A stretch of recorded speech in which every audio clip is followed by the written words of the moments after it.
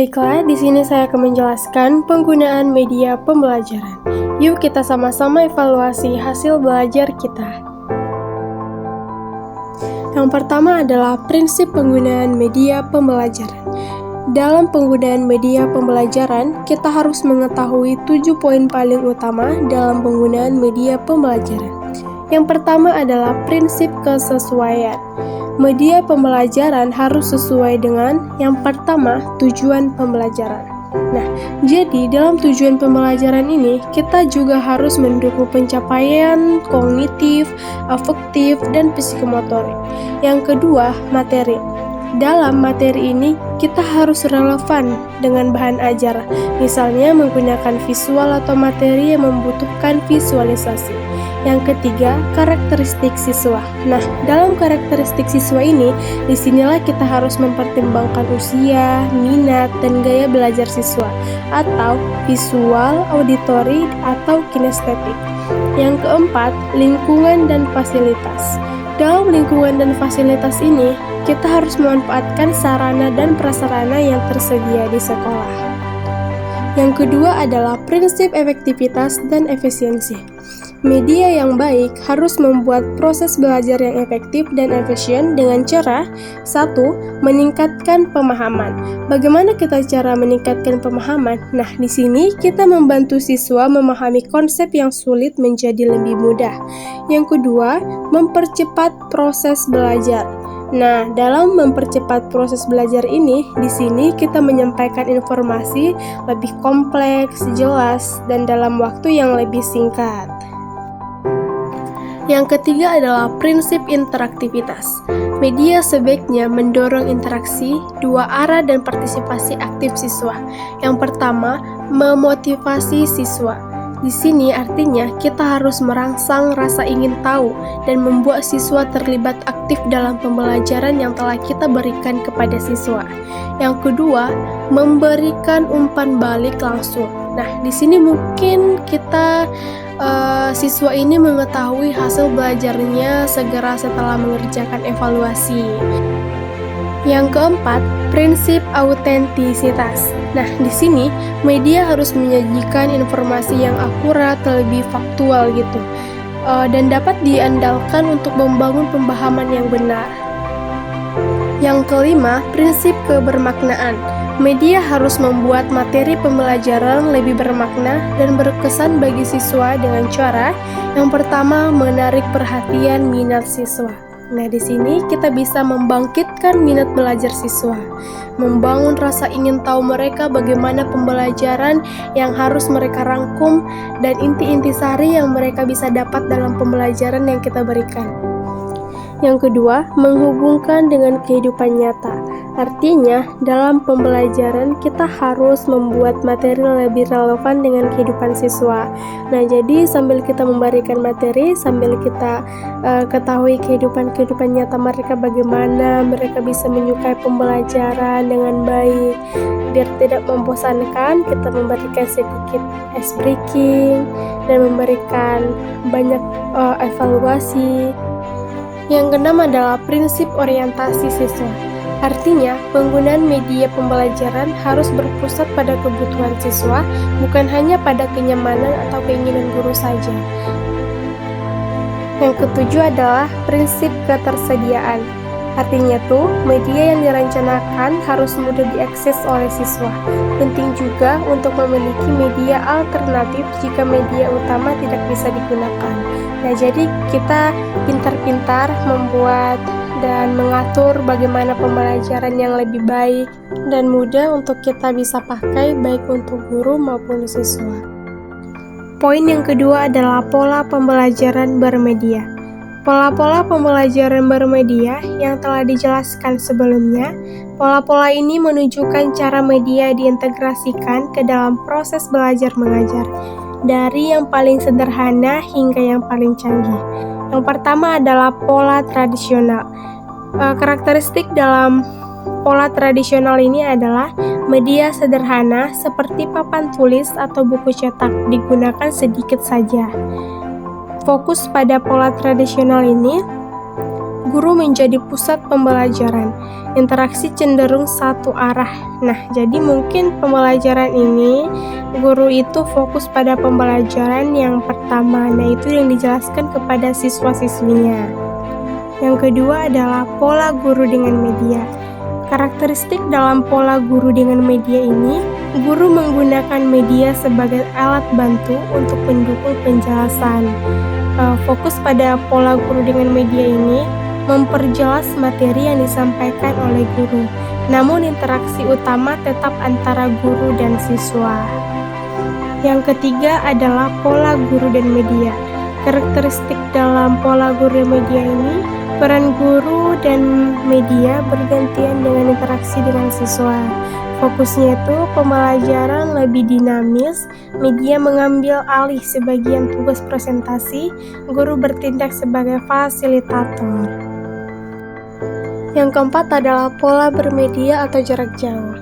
Nah, dalam pola bermedia ini, karakteristiknya yaitu media menjadi komponen utama, siswa berinteraksi langsung dengan media, misalnya e-learning, video interaktif. Fokusnya itu pembelajaran lebih fleksibel, dapat dilakukan di mana saja dan kapan saja. Yang kelima, pola kombinasi atau blended learning. Dalam kombinasi ini memiliki karakteristik menggabungkan interaksi tatap muka dengan pembelajaran bermedia daring. Fokusnya itu pada mengambil manfaat dari kedua pendekatan untuk pengalaman yang lebih optimal. Yang keenam adalah pola bermedia terintegrasi. Nah, jadi dalam pola bermedia terintegrasi ini memiliki karakteristik media menjadi bagian integral dari sistem pembelajaran. Interaksi antara siswa dan media sangat intensif. Nah, fokusnya itu pembelajaran berpusat pada siswa. Media berfungsi sebagai tutor yang menyediakan materi dan memperbaiki langsung. Yang ketujuh, pola kolaboratif bermedia. Nah, jadi dalam pola kolaboratif bermedia ini memiliki karakteristik menggunakan media digital, misalnya forum, media sosial, untuk mendukung kolaborasi antar siswa. Fokusnya itu kemana? Nah, ini fokusnya mendorong diskusi dan kerjasama kelompok dalam menyelesaikan tugas. Poin yang ketiga adalah langkah-langkah strategi penggunaan media pembelajaran. Nah, di mana dalam strategi penggunaan media pembelajaran itu memiliki langkah-langkah. Yang pertama, analisis dan perencanaan. Yang kedua, pengembangan dan pemilihan media. Yang ketiga, pelaksanaan pembelajaran. Dan yang keempat, evaluasi dan revisi. Mari kita bahas satu persatu. Baik, yang pertama adalah analisis dan perencanaan. Nah, identifikasi kebutuhan dalam analisis perencanaan ini, cari tahu kebutuhan siswa, seperti tingkat pemahaman mereka, gaya belajar mereka, atau visual, auditori, kinestik, gaya kerja mereka. Nah, jadi kita harus mengetahui juga latar belakang sosial budaya mereka, bagaimana pemahaman lebih mendalam mereka, bagaimana otak berpikir mereka, apakah bisa atau mampu atau sedang saja. Nah, kita harus melalui survei dan kuesioner. Setelah kita membuat survei dan kuesioner, kita harus menetapkan tujuan pembelajaran. Disinilah kita menentukan secara spesifik apa yang ingin dicapai dari penggunaan media pembelajaran tersebut. Nah, yang kedua itu kita memilih materi. Sesuaikan materi pembelajaran dengan karakteristik siswa dan tujuan yang ingin dicapai. Nah, disinilah bagaimana kita seorang guru bisa memberikan materi pembelajaran kepada siswa itu, dan mereka juga secara otomatis bisa memasukkan dalam otak mereka bahwa pembelajaran itu berarti ya begini gitu. Yang kedua itu pengembangan dan pemilihan media. Nah, jadi dalam pengembangan dan pemilihan media ini kita harus menentukan langkah-langkah. Yang pertama itu kita pilih media yang tepat.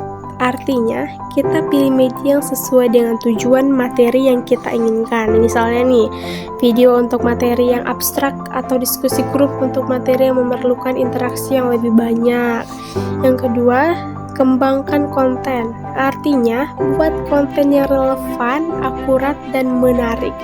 Gunakan kombinasi ini seperti format teks, gambar, audio, dan video untuk meningkatkan daya tarik. Yang ketiga itu, gunakan pendekatan yang kreatif. Artinya itu apa? Terapkan storytelling atau elemen gamifikasi untuk meningkatkan daya ingat dan motivasi siswa. Yang ketiga adalah pelaksanaan pembelajaran. Dalam pelaksanaan pembelajaran ini kita berikan pengantar. Nah, di sini jelaskan secara singkat isi media yang akan digunakan dan garis bawahi hal-hal yang penting. Nah, yang kedua itu kita dorong partisipasi aktif. Bagaimana caranya? Nah, kita ajukan pertanyaan untuk memancing pemikiran siswa. Ajak mereka bisa berdiskusi dan libatkan mereka secara aktif. Ketiga itu, libatkan siswa dalam proses. Artinya, pastikan siswa terlibat dalam penggunaan media, bukan hanya sebagai penonton pasif. Misalnya nih, dia udah datang dari rumah, diam, duduk, pulang. Nah, itu tidak memungkinkan siswa lebih maju. Nah, jadi kita harus membuat kelas itu lebih hidup lagi dan lebih aktif lagi. Yang terakhir adalah evaluasi dan revisi. Nah, jadi dalam evaluasi dan revisi ini, kita harus menentukan evaluasi efektivitas. Artinya apa? Kita lakukan evaluasi untuk mengukur sejauh mana media pembelajaran mencapai tujuan siswa dan bagaimana dampaknya terhadap pemahaman siswa. Apakah mereka bisa memahami atau mungkin memahami sedikit, sedang, atau lebih bisa, atau mungkin mereka mendengarkan masuk kiri, keluar kanan gitu. Nah, yang kedua itu kita harus revisi dan perbaiki. Kita harus menggunakan hasil evaluasi untuk melakukan revisi dan perbaikan pada media agar lebih efektif di masa yang akan datang atau di masa depan. Kesimpulan dari materi yang pertama sampai yang terakhir bahwa penggunaan media pembelajaran berperan sangat penting sebagai alat bantu mengajar yang dapat meningkatkan minat, motivasi, dan keterlibatan siswa, karena membuat pembelajaran lebih bervariasi dan menarik. Media juga dapat meningkatkan hasil belajar siswa dengan mengatasi keterbatasan pengalaman, memvisualisasikan konsep abstrak, serta memfasilitasi pembelajaran yang lebih interaktif dan mandiri. Nah, jadi di sini dalam penggunaan media pembelajaran ini ada 4 tingkat. Yang pertama itu meningkatkan motivasi dan minat belajar siswa. Yang kedua, meningkatkan hasil belajar. Yang ketiga, mempermudah proses belajar mengajar. Yang keempat, mengembangkan keterampilan digital. Baik, terima kasih yang telah mendengarkan. Semoga apa yang saya jelaskan bisa bermanfaat bagi kita semua. Wabillahi taufiq wal hidayah. Wassalamualaikum warahmatullahi wabarakatuh. Terima kasih semuanya. See you.